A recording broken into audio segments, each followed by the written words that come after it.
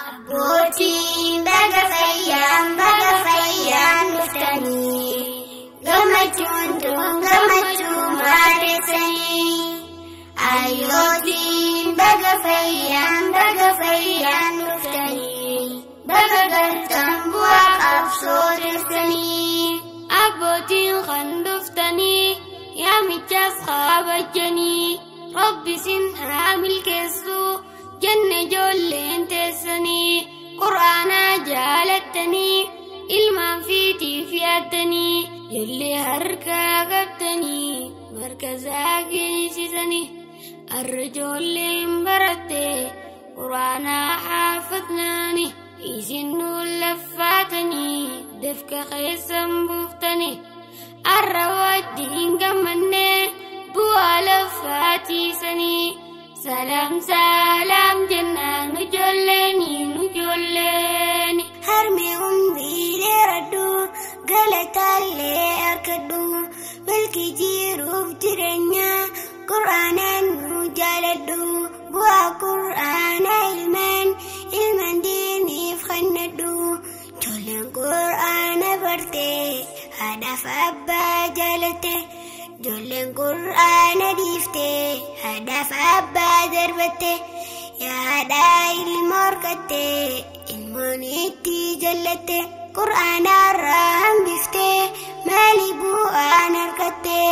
Salam jennaa yoo barsiiftee nagaa taate. Qur'aanas yoo baratan ijoollummaan jalqabanii. Ijoollummaa waa barachuuf markazumaa geessanii. Jeessitee narraa nafin na hordofii armeeni. Jeessitee narraa nafin na hordofii armeeni. Abbootiin baga fayyaan dhuftanii gammachuun gammachuu maaddessanii. Ayyootiin baga fayyaan dhuftanii baga galtan bu'aa qabsoo dhiyeessanii. Abboonnis galatoomaa kan nurraa laffaatanii nu gammachiisuuf jecha isirraa koo gartanii. Bu'aa laffaatiisanii yoo argachuu feetanii ilmaan kan kee argadhu akka jiinsiif barani. Ilmaan itti laffaate qisaasaalleen godhini. Wanni naabiin nun ja'an ilmaan heddummeessuuni. Ilmaan qaraarra ooltu ja'een harraan sayini. Itti siyaadii jechuudha ilmaan ergaa hortanii. Salam jennaan ijoolleeni.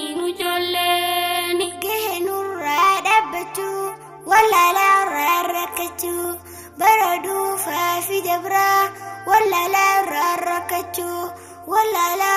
rakkachuu. Ati qaafnaa barachuu garra ilmaan hortanii babbareedduu hiikkachuu. Ilmaan nuu horra keessaa meeqa Qur'aana haalchuu. Heddumminaan lakkoofsaa dhiisiif irraa himachuu. Wanni abboota irraa feenuu jiru laachuu tolfachuu. Ilmaan hortan martinuu jiru laachuu tolfachuu. Akka keessan sandinnaa manguddummaan batachuu. Ilmaan barnoota hin qabne dhiisaadhaa lakkaawwachuu. Salam jennaa yoos gammachuu. Handaa'imaa waan beekuuf namu waattee lubbuuni.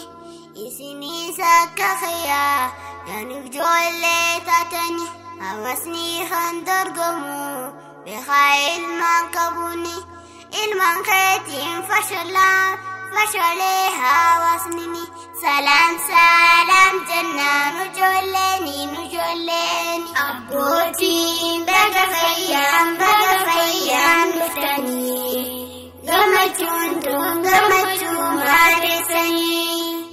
Ayyootiin baga fayyaan dhuftanii baga galtan bu'aa qabsoo dhiyeessanii.